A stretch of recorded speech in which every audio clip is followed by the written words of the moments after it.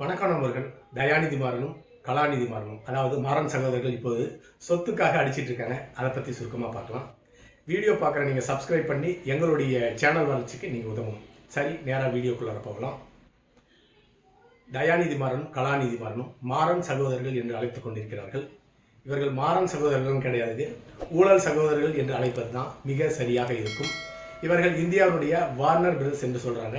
இந்தியாவுடைய Warner brothers கிடையாது, இந்தியாவுடைய ஊழல் பிரதர்ஸ், மிக தலை சிறந்த ஊழல் பிரதர்ஸ் என்று அழைப்பது தான் மிக சரியாக இருக்கும். காரணம் என்னன்னு கேட்டிங்கன்னா, தயாநிதி மாறன் அவர்கள் மத்திய தொலைத்தொடர்புத்துறை அமைச்சராக இருந்தபொழுது பிஎஸ்என்எல்னுடைய நெட்வொர்க்கை தவறாக பயன்படுத்தி சன் டிவி குழுமம் ஒளிபரப்புக்காக அதை பயன்படுத்தி ஆயிரக்கணக்கான கோடி ஊழல் செய்ததாக அந்த காலத்தில் புகார் இருக்குது. அந்த புகாரில் எப்பையும் போல நீதிபதிகளுக்கு பணத்தை கொடுத்து அந்த வழக்கிலிருந்து தப்பிச்சிட்டாங்க. அடுத்ததாக இந்த மாறன் பிரதர்ஸ் தமிழ்நாடு, கேரளா, கர்நாடகா, ஆந்திரா, தெலுங்கானா இப்படி தென் மாவட்டங்களில் ஒரு 20க்கு மேலே டிவி சேனல் நடத்திட்டு இருக்காங்க.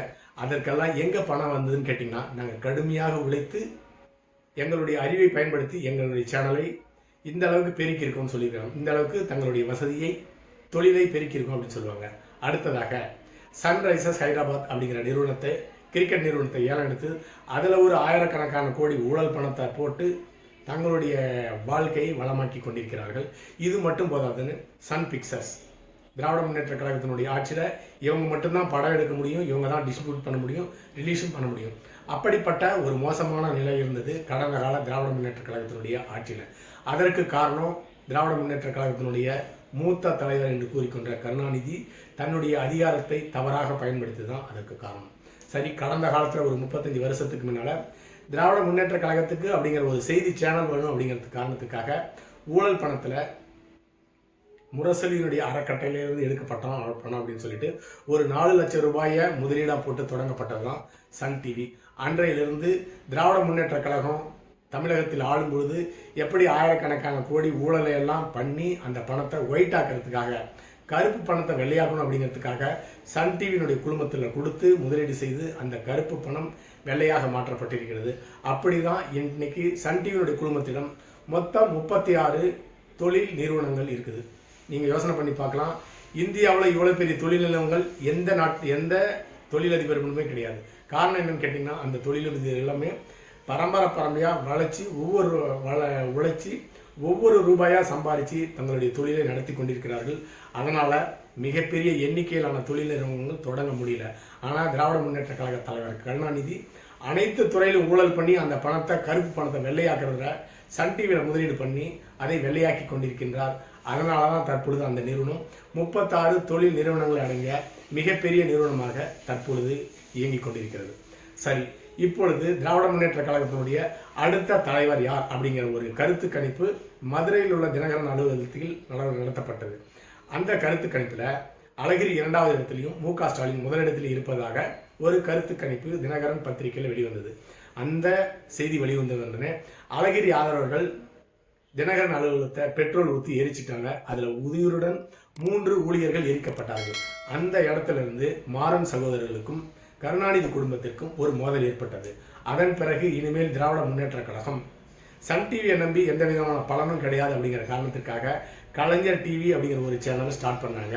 அப்படி ஸ்டார்ட் பண்ணி இன்றைக்கு 4க்கும் மேற்பட்ட சேனல்களை திராவிட முன்னேற்ற கழக தலைமை குடும்பம் சொந்தமாக வச்சிட்டு இருக்காங்க.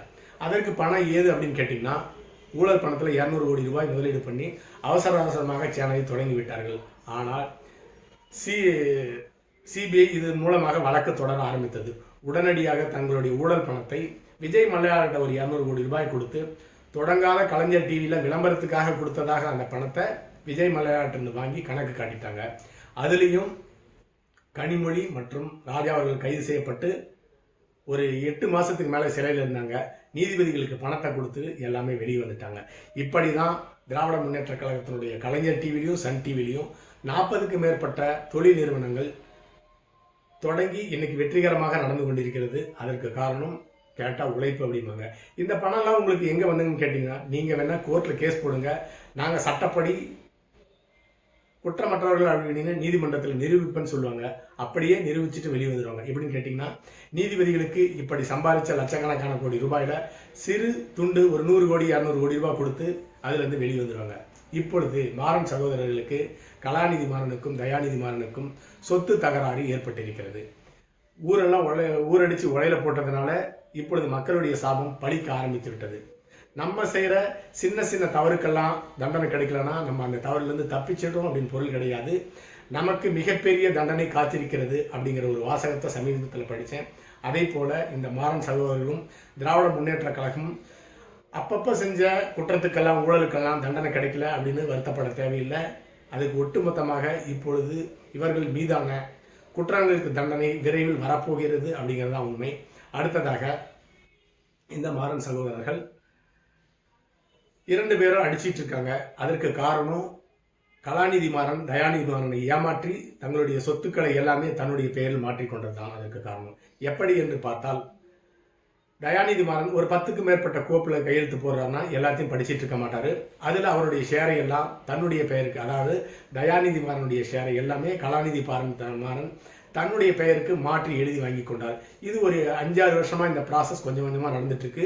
இப்பொழுது தன்னுடைய சொத்து எவ்வளோ அப்படின்னு சொல்லிட்டு தயாநிதி மாறன் பார்க்கும்போது அவருடைய ஷேர் எதுவுமே கிடையாது. அதிர்ந்து போன தயாநிதி மாறன் அவர்கள் இது சம்பந்தமான ஊழல் தடுப்பு பிரிவுக்கு, அந்த துறைக்கு இந்த ஊழல் சம்பந்தமாக நடவடிக்கை எடுக்கணும்னு சொல்லிட்டு மனு கொடுத்துருக்காரு. அது மட்டும் இல்லாமல் சென்னையில் உள்ள காவல் நிலையத்தில் மனு கொடுத்துருக்காரு.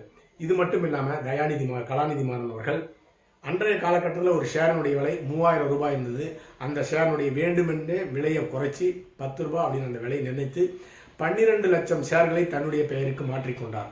இப்படி தயாநிதி மாறனை ஏமாற்றியது மட்டும் இல்லாமல் தன்னுடைய சகோதரியையும் கலாநிதி மாறன் அவர்கள் மாற்றியிருக்கின்றார்.